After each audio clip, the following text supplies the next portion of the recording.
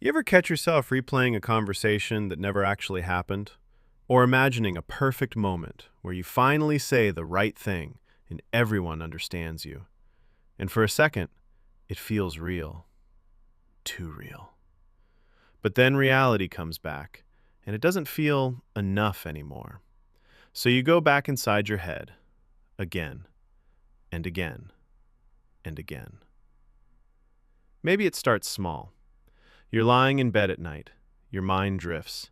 You imagine texting someone, but in your version, they reply instantly. They care. They understand. They don't ignore you. Or maybe you imagine a confrontation where you finally speak up, confident, calm, powerful. You win. You always win in your head. But in real life, you stay quiet. You hesitate. You overthink.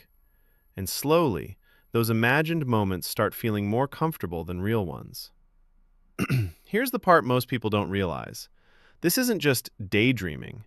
It's your mind trying to protect you from rejection, from regret, from things you didn't say, and things you wish you could undo.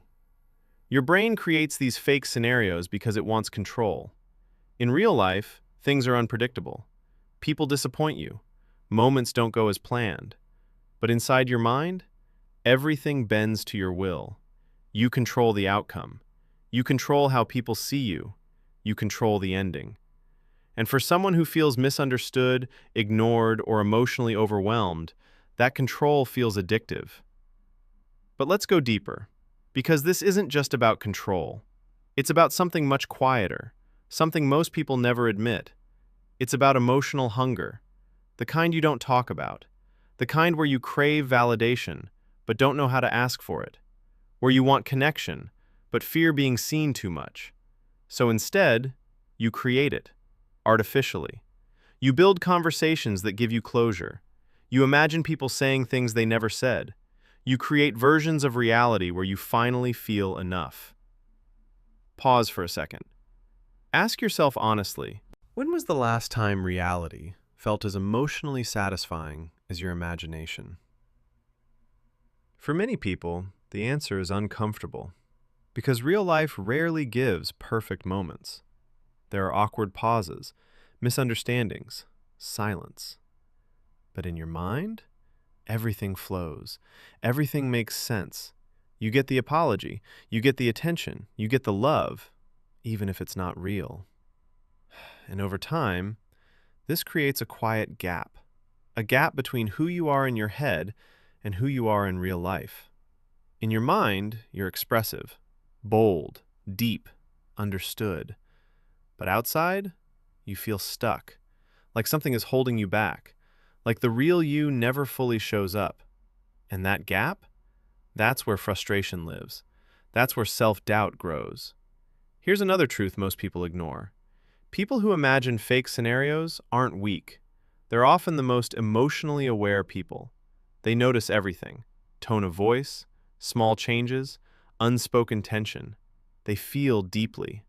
And because they feel so much, they process it internally, again and again, until it turns into stories. But there's a cost.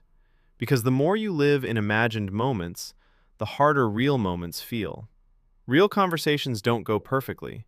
Real people don't say what you hoped. And suddenly, reality feels disappointing, even when it's not. Pause again. Think about this. Are you living your life or rehearsing it? There's something else happening beneath all of this. Fear. Not loud fear, quiet fear. Fear of saying the wrong thing. Fear of being judged. Fear of not being enough. So instead of risking real outcomes, your mind creates safe ones. No rejection, no embarrassment, no loss. But also, no growth. And that's the twist. The same thing protecting you is also holding you back. Because every imagined conversation replaces a real one you didn't have. Every perfect scenario becomes a moment you avoided. And slowly, life starts happening less in reality and more in your head. But here's what most people don't tell you. You don't need to stop imagining. That's not the solution. Your imagination is not the enemy. It's actually a strength. It means you're creative. emotionally intelligent, self-aware. The problem isn't that you imagine. The problem is when imagination replaces action. What if, instead of living those conversations only in your head, you took just one small piece of them and brought it into real life? Not perfectly, not confidently, just honestly. What if you said one thing you've been rehearsing? What if you expressed one feeling you've been hiding? It won't go exactly how you imagined. It never does. But it will be real. And real is where change begins. Because the goal isn't to create perfect moments, it's to experience imperfect ones, to stumble through conversations, to say things slightly wrong, to feel awkward, and still show up. So next time you catch yourself drifting into another perfect scenario, pause. Notice it. Don't judge it. Just ask yourself, what am I avoiding right now? And then take one small step back into reality. Because your life isn't meant to be lived in your head. It's meant to be felt, messy, unpredictable, real. And maybe, just maybe, the moment you stop trying to control every outcome is the moment you finally start living.